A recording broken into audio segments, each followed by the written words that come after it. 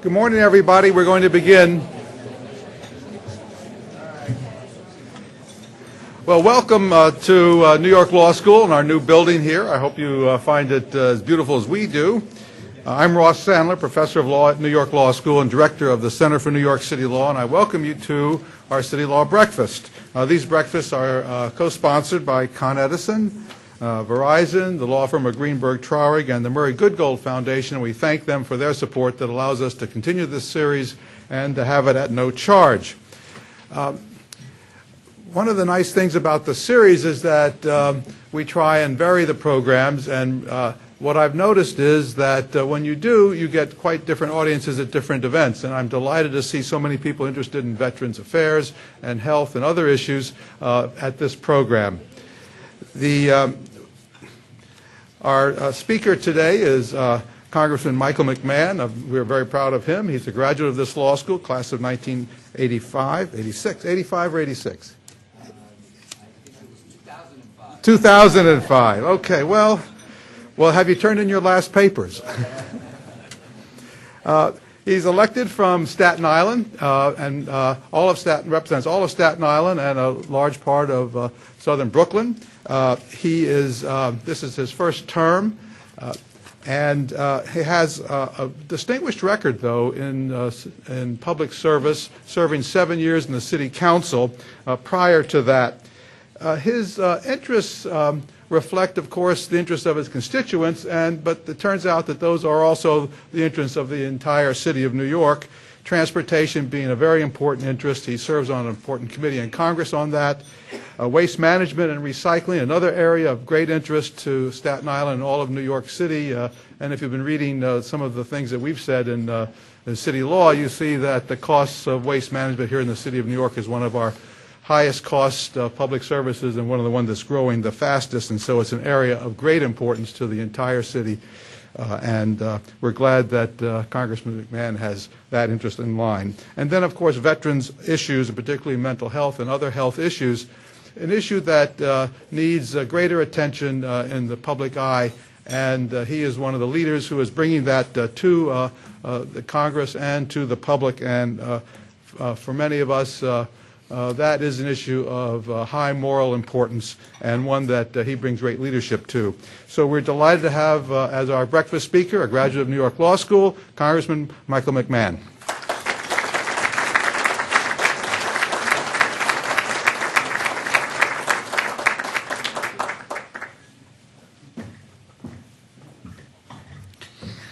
Thank you, Professor Sandler, and to all of you, good morning.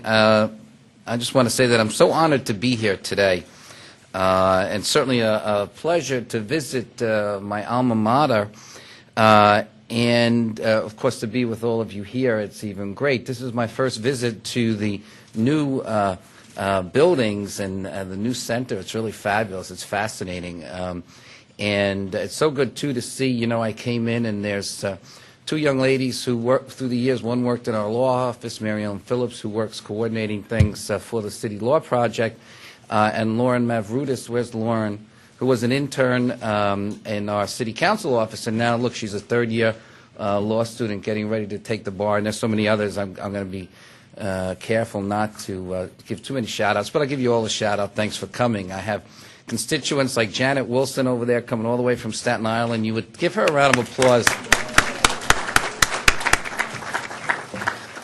She's and it's for me that coming here is so special because I did graduate in 1985, and that was really due mostly to the efforts of a young lady named Judy Novellino from Jersey City, who I was wise enough to sit next to in some classes and was able to get some of her notes, and I think she felt sorry for me then, and even more so when I proposed marriage to her not too far away from here on Chambers Street. So we met here at law school, and certainly the happiest development of my life now with our marriage and our two children.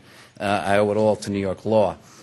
She is now a Supreme Court justice in Staten Island, first woman ever elected Supreme Court judge from Staten Island, the first to the new 13th Judicial District, which Staten Island received that status about 2-3 years ago. So she sends her regards itself. The family connections run strong, however, because also my brother Thomas, who's here in the back there, he is a graduate of New York Law School as well. And your last speaker, I think, was Linda Gibbs, Deputy Mayor under Mayor Bloomberg, served particularly in social services and health issues. And she is married to Tom McMahon. So Tom said to Professor Sandler, now I notice you've got all my relatives speaking here. Will I be your next speaker? And actually, I think Professor Sandler said, well, Tom, maybe your 16-year-old daughter would come instead. So I don't know. He's still trying to figure out why he's not getting to speak. But I know that we'll work on that. And he's got a long history in city government and is now a commissioner attorney, I guess I can say, a successful advocate for different interests. I want to give Commissioner Tierney a shout-out as well. Great commissioner. Henry Stern, a great commissioner. I am Island Bear, by the way, and if any of you don't have a park's name, I think he's got about 5 left to give. So if you go see him, you can get one. And of course, I see my good friend John Salazzo, who is the deputy chairman of the Democratic Party in Staten Island. All right, I better stop there. But I do want to thank Professor Sandler for inviting me to speak on such some important and timely topics.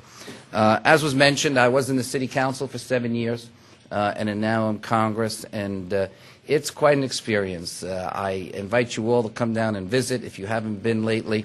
It is quite a place, quite an honor and thrill to be there. The spirit of our great country and our democracy is palpable. You can feel it when you're there.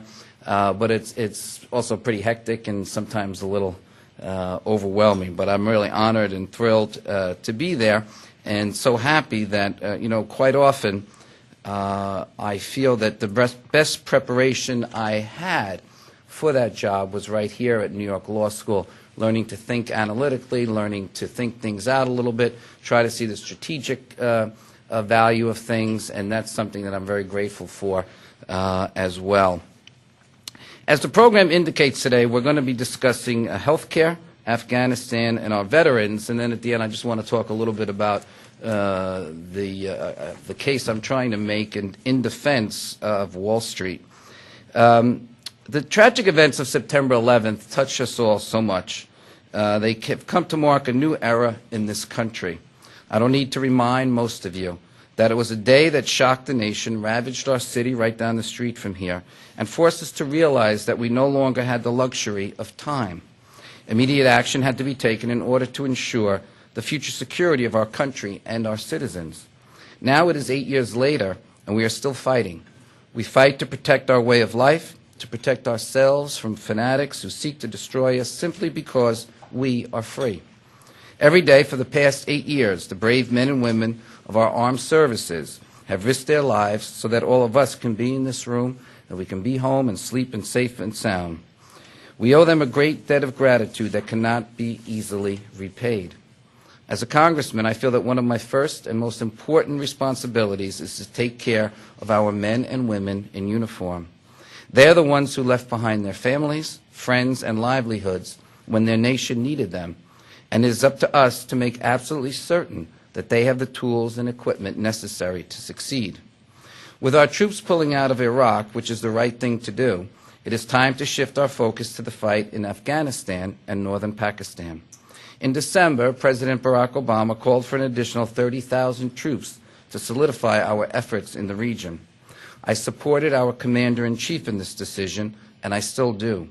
The President deliberated tirelessly on a strategy that would stabilize Afghanistan and Pakistan, eliminate terrorist safe havens, and stop nuclear weapons from getting into the hands of extremists. While sending more Americans to war is incredibly difficult and a serious decision, doing nothing was simply not an option. Increasing our troop deployment was the only way to send a clear message to terrorists in Afghanistan that Americans will accept nothing short of complete success and complete security, so to make sure that Afghanistan will never again be a launching pad for terrorist activities. Protecting and properly supplying our forces overseas is a crucial part of keeping our troops and through them this nation safe and prosperous. Every military family should experience the joy of seeing their loved one return home from the battlefield. As a nation, we tend to operate under the assumption that when the fighting stops, the war is over. For our returning soldiers, however, the struggle doesn't end when the camouflage comes off. The wounds received by our soldiers in battle are not always physical. In fact, the incidence of mental health issues among our veterans has risen to epidemic proportions. 20% of our servicemen and women returning from Iraq and Afghanistan show symptoms consistent with post-traumatic stress disorder or major depression. Last year alone, 349 active duty servicemen and women committed suicide. That's more soldiers than were killed in combat in Iraq and Afghanistan combined. Between 2005 and 2007, the rate of suicides among returning veterans jumped a full 26%. And that's not just discouraging, it is totally unacceptable. One of my favorite quotes is from Abraham Lincoln in his second inaugural address, and it goes like this: "With malice toward none, with charity for all, with firmness in the right, as God gives us to see the right, let us strive on to finish the work we are in, to bind up the nation's wounds, to care for him who shall have borne the battle, and for his widow and his orphan, to do all of which may achieve and cherish a just and a lasting peace among ourselves and with all nations." Those are not just eloquent words to me, they are a guide on how we should serve and protect our men and women in uniform once they return home from battle. The very first piece of legislation I introduced in Congress was H.R. 1308, the Veterans Mental Health Screening and Assessment Act. For this, I collaborated with Republican Tom Rooney to create a common-sense, bipartisan approach to help our veterans.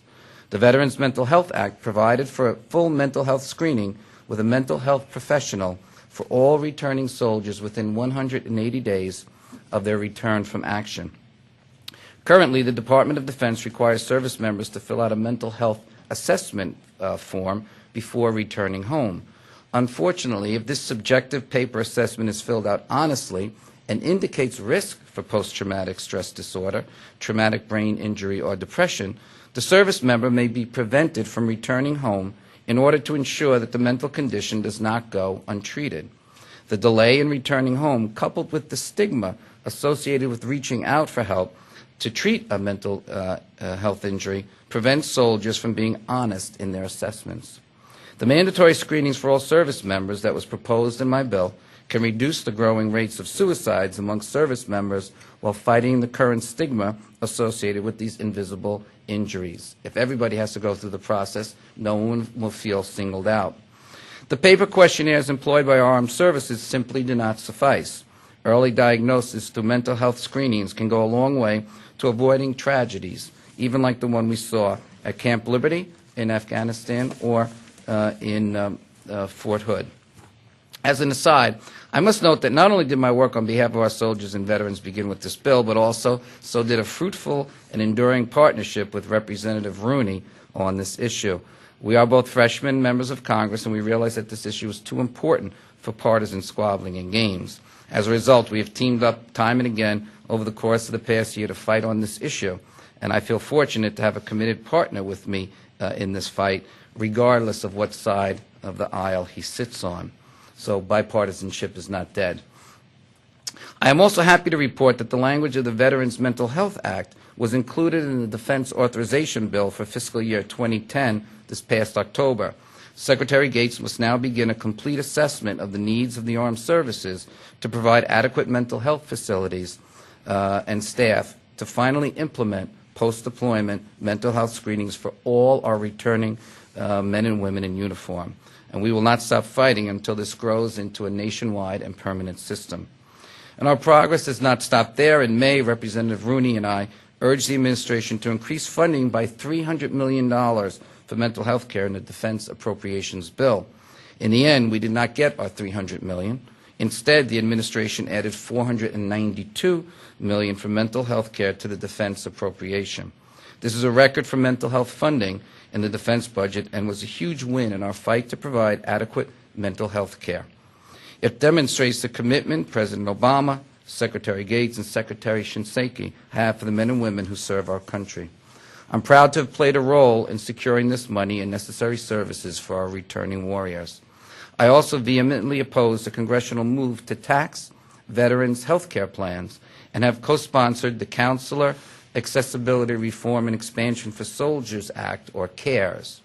Recently, Representative Rooney and I have come together to start the Congressional Invisible Wounds Caucus. Its mission is to promote awareness of and solutions for the mental health challenges facing our servicemen and women. The caucus will identify and support the mental health programs and services, the Departments of Defense and Veterans Affairs that work, and will fight to break down the stigma of PTSD and other mental health issues that prevent so many of our heroes in need from seeking treatment. As I said earlier, I feel it is my duty as a congressman to fight this battle for our soldiers and our veterans, as we were admonished to do by President Lincoln. I want to also note that while my focus has been on providing adequate mental health care for invisible injuries, I am cognizant of the difficulties that result from physical injuries from the brutal and hopefully short wars. Currently, 2 of my constituents are recovering in Walter Reed Hospital in D.C. One of these young men has lost a leg. Another has lost 2 legs and 2 arms. They are both in their early 20s. And while they both remain as an inspiration to me, they and their struggles are reminders of how war ravages lives. In the end, while I've supported an increase in the troops in Afghanistan, I still hope for a speedy resolution and peace, no matter how naive that hope may be. My first session of Congress was also marked by a debate that you may have heard about health care that comes along once in a generation, and that of extending health care insurance to uninsured Americans. The American people got a civics lesson on how a bill becomes law. With the extended debate in the House, the 72-hour posting of final legislation, the Christmas Eve vote in the Senate, the filibuster, and now perhaps a conference report, or perhaps not. Perhaps reconciliation, perhaps not. The health care debate directed attention to Congress, and I don't believe that Congress shined very well. The Senate added special provisions to gain votes for Nebraska and Louisiana. The House began a debate on abortion policy, which was theoretical in nature, but absurd in reality. And in the middle of everything came a Mr. Scott Brown, now our newest senator. I voted against the House-passed health care bill because I did not think that the bill did enough to contain costs. It cut the disproportionate share payments for New York hospitals, incredibly important, and would greatly impact my constituents who depend on Medicare Advantage for their Medicare. I believe we could have done better by doing less instead of more. Instead of taking well-worn ideas off the shelf, we should have created new, innovative programs to break the link between fee-for-service care with a more holistic pay-for-successful outcome approach. Instead of adding a mandate to small businesses, we should have looked to tax credits to encourage small businesses to offer health care to more employees. Now, as the House and Senate get together to hash out their differences, I hope we will see a final plan that addresses the issues of pre-existing conditions, allows kids to stay on their parents' plan until 27, reduces premiums for American families, does away with the antitrust exemption for health insurance companies, and doesn't eviscerate Medicare for our seniors and VA care for our soldiers.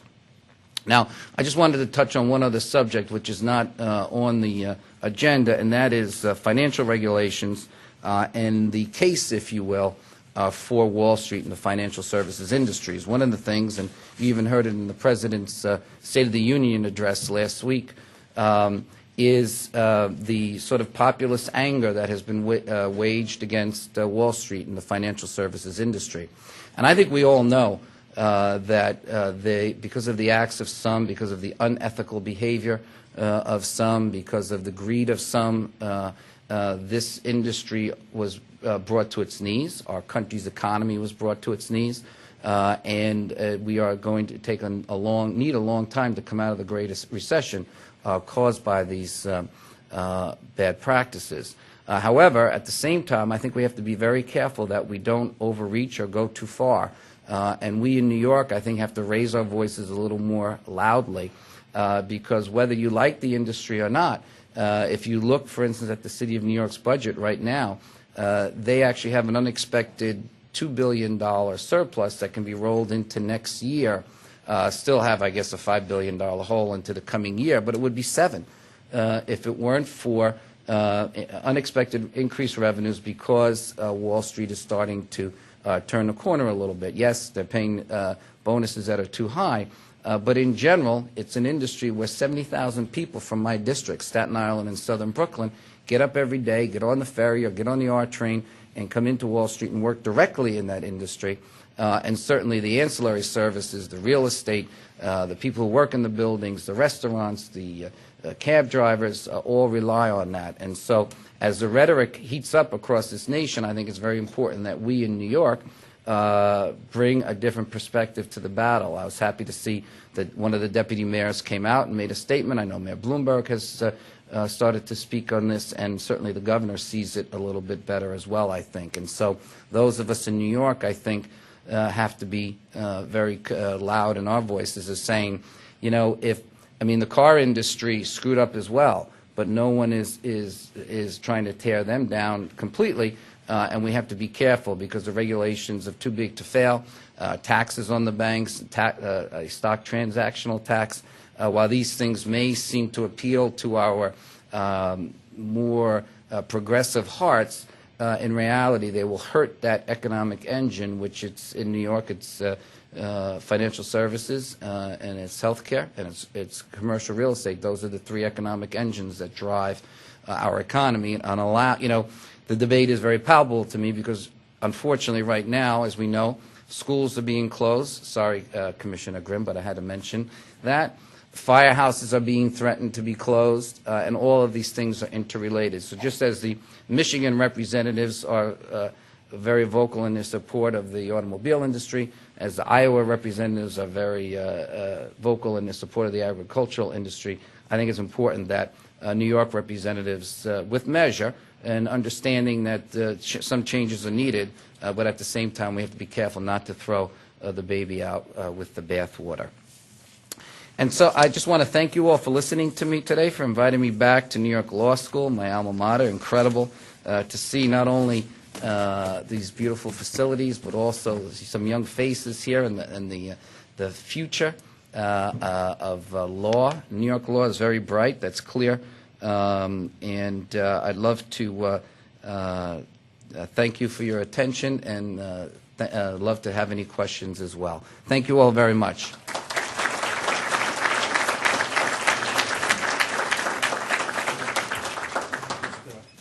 We have microphones, and you can go to the microphone and ask questions. I'd just like to say, in terms of veterans, this law school just this year introduced a new course, military justice, that's being taught here, and we have veterans at the law school, quite a number of them actually, and they are using benefits provided by the government, and perhaps they'd even like more benefits. Yeah, I understand. We all would. On education benefits. Yeah. So if they have questions or comments on, I'd be happy to, microphones.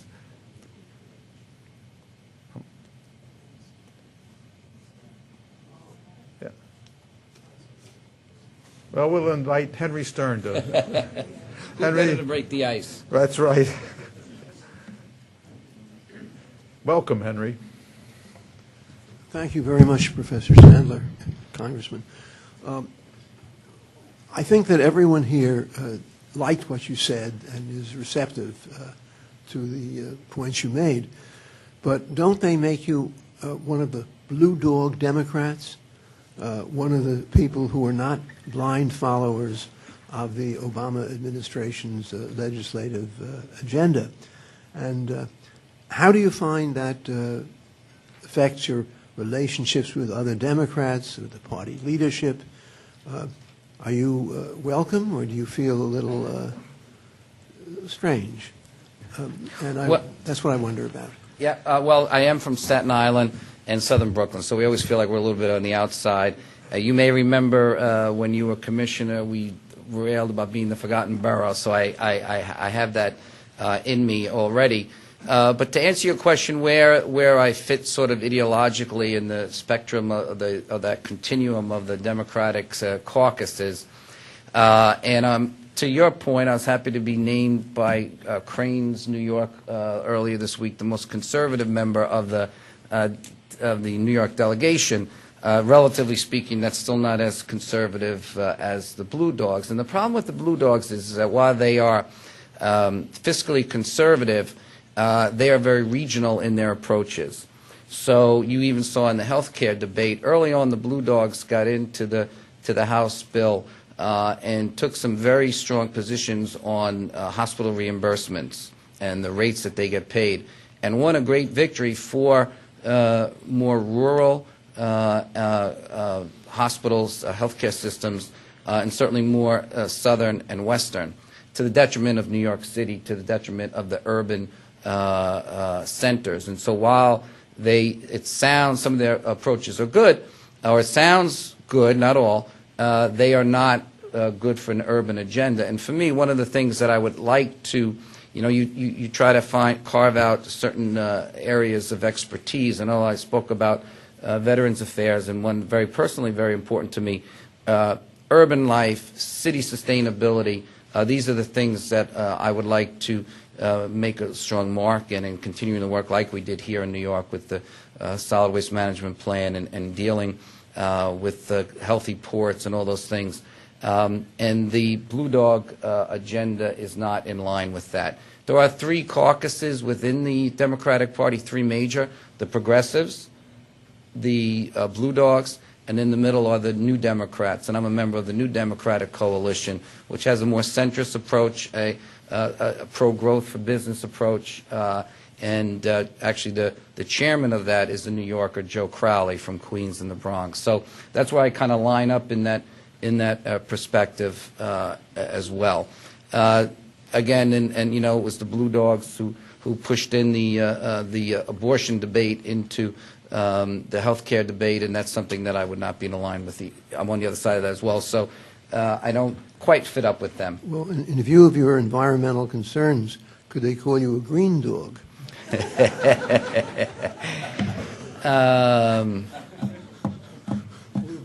Blue-green, yeah, that's a good. I like that green dog. Thank you, StarQuest. I'm going to Island Bear here saying I'm going to do that. Is it Boomer? Boomer the Wonder Dog. Boomer the Wonder Dog would be happy with that. Thank you. Name. I was hesitant. I couldn't remember the name of the dog, but I got it. See, the mind is working. I wish I could have remembered the answers to those law school tests when I was here. Hi. Morning, Brent Ryder, student here at New York Law School. Since we're at law school, I wanted to see if you had any reaction to the Citizens United Supreme Court case, what your feelings on that are. Is there any legislation that you might be working on to get around it? Yep. I mean, look, that decision, as we all know, really sent some seismic shocks through the political world and through the legal world, because it could quite obviously turn the whole initiatives for campaign finance reform on their heads. And I haven't even seen any evaluation of whether or not, although I guess the city program is voluntary, you sign up for it, but even there, what that would do to the great campaign finance program that the city of New York has. There's a reason that earlier in the last century that government said, wait a minute, we don't want corporations totally dictating how elections are run, and that's why those rules were passed, long before the modern age of politics. The problem of having groups with a large amount of money to sort of run their own campaigns and to affect the outcome of elections could be very, very deleterious to our system of government. So I think although a lot of people saw the decision coming, I think the breadth and scope of the decision, I mean, it's probably the most wide-reaching decision to come out of the Roberts Court. Usually they're pretty focused in what they're deciding in their cases. So there are one initiative, and Barney Frank, who chairs the Financial Services Committee in the House, seems to think that he can approach it through corporate law to deal with the corporations, that there are ways to do it on that side. I haven't seen any of that yet. But it's a problem, and how it goes, I'm not quite sure. I think those of us in public service and public affairs should demand of all these corporations and interest groups, and the unions as well, that they show restraint until we can figure out how to deal with it. But it's a major concern. Thank you. I'll look forward to your law review article on it. Congressman, good morning. My name is Steve Cohen. I'm a student here, 1L, here at the law school. And I have quasi-constituent. Both my sons graduated from Poly Prep, so we know that well.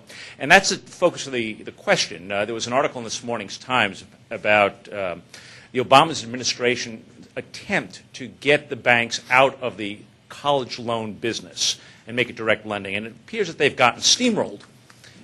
Has the lobbying efforts, have the effectiveness of lobbyists changed at all? Has the role changed in the last year from your perspective? Of lobbyists in that case, or In general. In general. And just to that point, you know, I did not vote for that in the House, that bill, because what do? I say, okay, let me talk to the colleges in my district and see how this will affect them. So I have St. John's on Staten Island. I have Wagner College. I have the College of Staten Island. And from their perspective, the ability of the colleges to help with the loans and to be involved with that, as well as with local banks, who then, you know, there are people employed doing that when jobs is our #1 issue.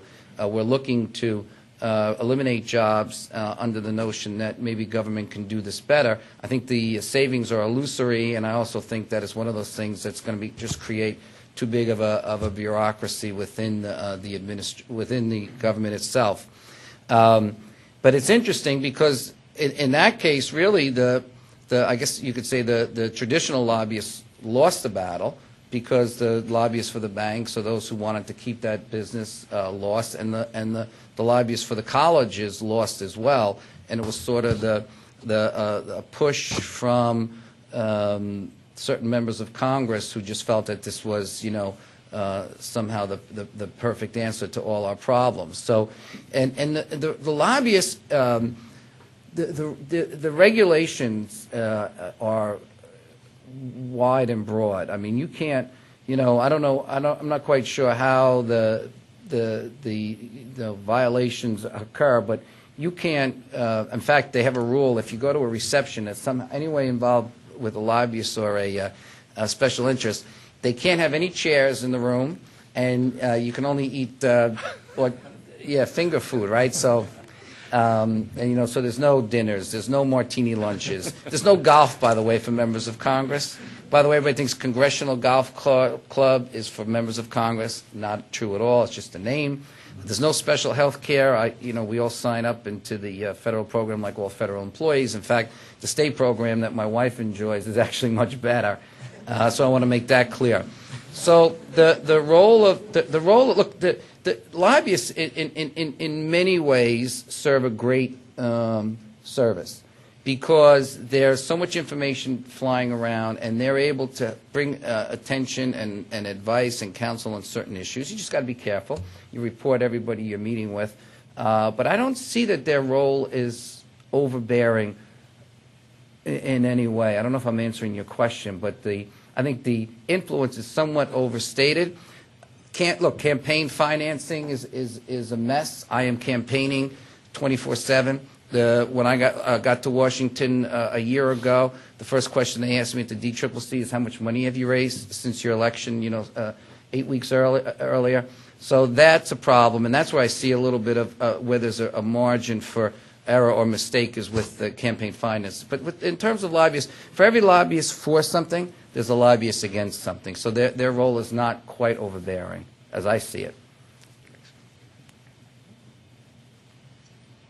Good morning, Congressman. Alan Flax from the Mark Herman wing of the party. Okay, I'm out of here.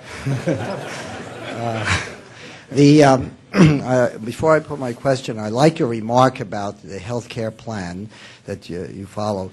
Congress maven Gerald Nadler at his club last year said that if you think the congressional health plan is so great, he doesn't accept it. He's on his wife's health care. She was a career New York State employee, right, and he gets more benefits from the New York State health plan than he does from Congress, the plan. On health care, back to that, I think you said, I had asked your brother, I don't recall, You said that you were for payment for successful outcomes, as well as, I guess, preventive maintenance type health care. I would like to say that some healthcare advocates are not too keen on that. It may skew certain type of treatment, and I would ask that you rethink your position on it. Perhaps a poor political analogy would be that I should get a list of all your campaign contributors and tell them not to contribute to anything, but see if you're reelected and then contribute to reduce your campaign debt, to see if you had a successful outcome of reelection. Well, I think, you know, I don't know about that analogy. I wouldn't like that. We're going to have to work this out. I guess my point was, for all the initiatives that were talked about when the final bill came down, if we don't do something about straight fee for service, then we've made a great mistake. We're never going to bend the cost curve.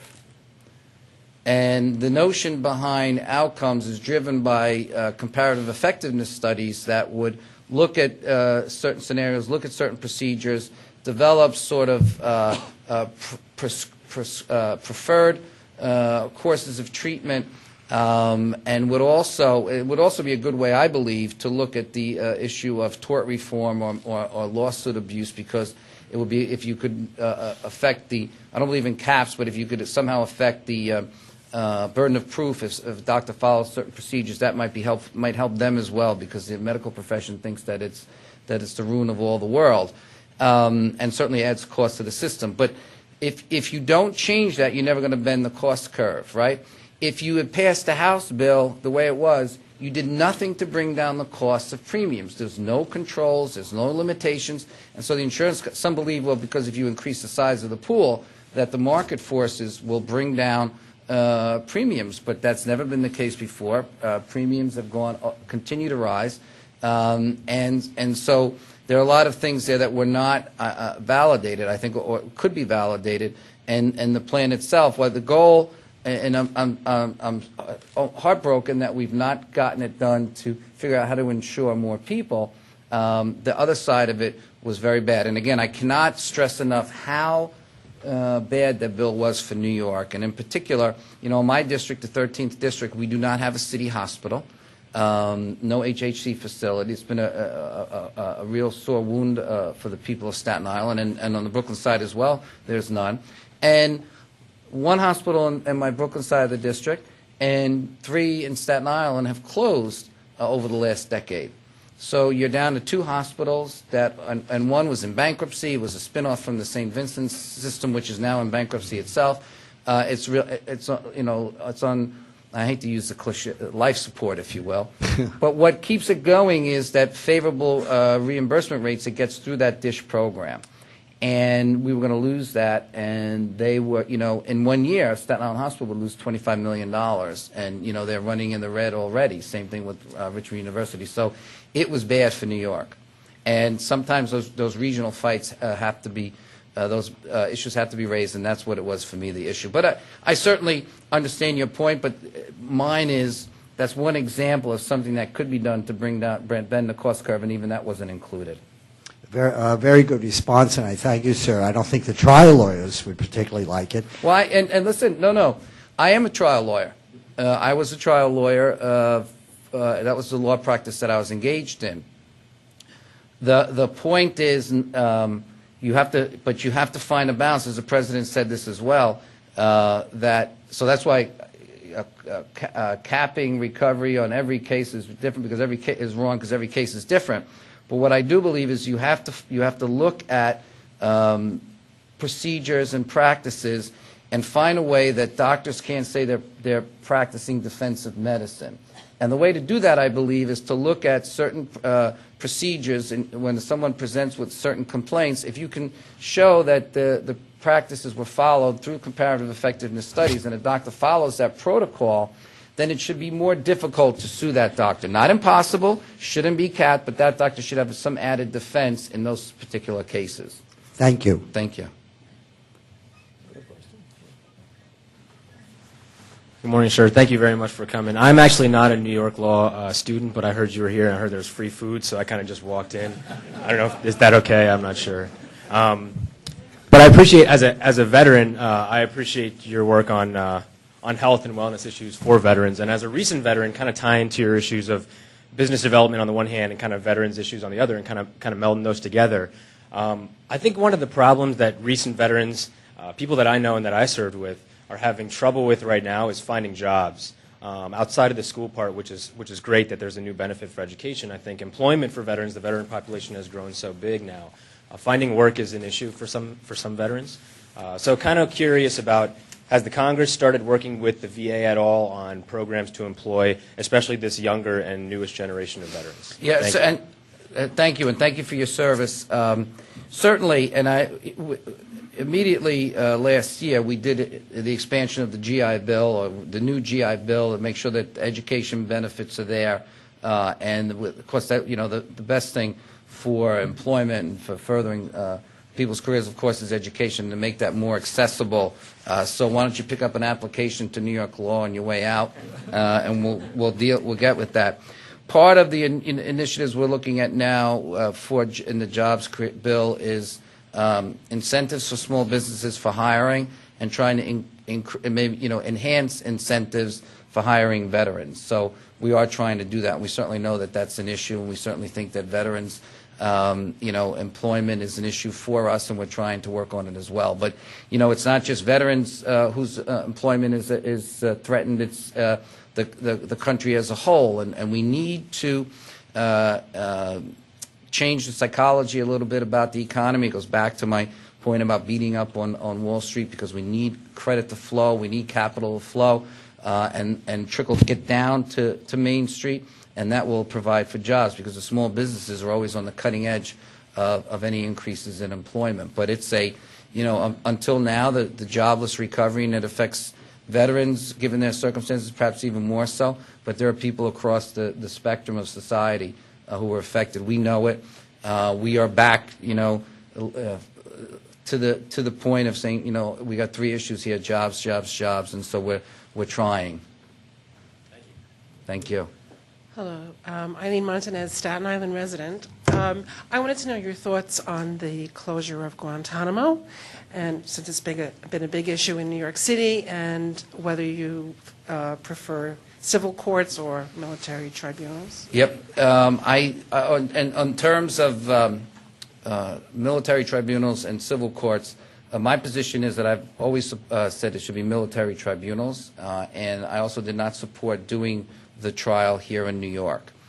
That being said, what I also said was, and I hope I'm not being too much of a politician here, the President is the Commander-in-Chief. These are issues of national security, and I will support his decision, even though I may not agree with it. I think it was very interesting to follow the debate on the trials here in New York, because we were, and this is a problem in Washington. The whole debate was kind of up, 30,000 feet up in the air, saying, should there be a civil trial? Should there be military tribunal? Should it be in the shadows of the World Trade Center? Is that a good message to send or not? Does it give the people of New York or those who are affected a sense of justice or not? And it wasn't until, and if you remember, the mayor supported it and the police commissioner supported it. But then it started to unravel a little bit, because people started to look at the costs. And then people finally started to realize, wait a minute, all those things aside, bringing this trial into downtown Manhattan, one of the densest places in the world, where you're going to be even shutting off more of the connection between downtown and Chinatown, where you now have, of course, this courthouse doesn't exist in a vacuum. You now have NYU has dormitories across the street. There are more and more people who live in downtown Manhattan. Unlike other cities, Washington, even Chicago, their downtowns are not as residential as ours. The practical side got injected into the conversation, and it was realized that it didn't make sense. Guantanamo Bay. There's no question in my mind that you need a place like Guantanamo Bay, right? But the question is, what are you doing there? So the practices and procedures of the former administration should not be followed and disbanded, and we have done that. No more waterboarding, no more torture, and let's move these prisoners to trial. But when you have such a public outcry over the location of these terrorists, or these high-profile criminals. Meanwhile, I mean, you have mass murderers and other terrorists are secure in prisons and are there's no threat. But I think you need a place where you can avoid the outcry that comes from local decisions to move the agenda forward. So to me, the issue is not Guantanamo Bay as a location, but what had happened there before. The president has said he wanted to close it. I support him on that as well, because I have as I say, with national security issues, I may say I don't agree, but I'm going to follow it. And here I did agree, but you see the difficulty he's having. Because if not there, where? And it gets down to, Commissioner Hinson from BSA can tell you, it's siting, it's location, and all those things we learn from local politics affect national politics as well. So again, you can say, yes, I want to close, I don't support what's going in there, but then if not there, where? And it's going to be a great difficulty to cite it, especially because the rhetoric in Washington right now, if you remember under the prior administration, if the president pronounced anything on national security and the Democrats objected, they were called unpatriotic and traitorous. Now, all of a sudden, the Republicans can challenge every decision and turn it into a circus and introduce legislation and almost block it. So it's a problem. There's a practical side and the more ethereal, philosophical side of things. Okay. We'll bring this session to a close. I want to thank the Congressman for really a wide-ranging and stimulating talk. I'm particularly glad that we spent so much time on Veterans Affairs and on those issues which we don't spend much time on at law school or in discussion. And I think you bring to the discussion a passion and a moral position and then an action position that reminds us of how important it is to discuss those issues openly and in forums like this. So thank you for bringing that to us. As we always do, wait, no way, I won't. As we always do at these events, we like to give to our speakers a product of the scholarship of this law school. And this is a book that's just out. It will actually coming out next week. It's from Yale Press, and it's by my colleague David Schoenbrod, called Breaking the Logjam. And what this is, I hadn't realized just how appropriate this is. This is a bipartisan effort by both political people and professors to think through how to get new legislation in the environmental area and break the logjam that has tied up environmental legislation for decades. So we present it to you with thanks for the wonderful morning of discussion. Thank you so much. Our next speaker will be Kevin Sheekey, and it'll be, I believe, March 26th. So see you all then. Thank you all for coming.